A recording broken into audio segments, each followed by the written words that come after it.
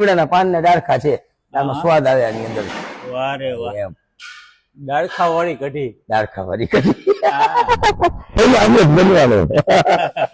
લગ્નની સિઝનમાં આવી મસ્ત મજાની જે વાનગી બનતી હોય અને મોઢામાં પાણી આવી જાય, એ સંજયભાઈની રેસીપી તમે મિસ કરતા હશો, પણ આ નેક્સ્ટ ટાઈમ આપણે વળી પાછા આપણે બનાવશું.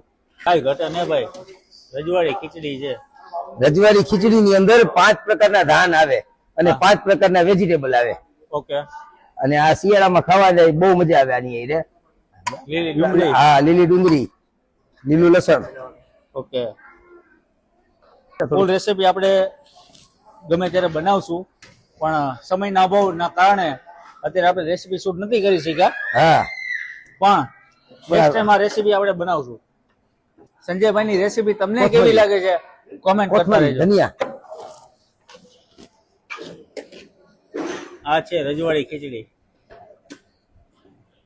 ને ઉપરથી વાલી વાલી જે સંજયભાઈની વાલી વાલી કોથમીર એ પડી જાય એટલે રેસીપી આપણી તૈયાર.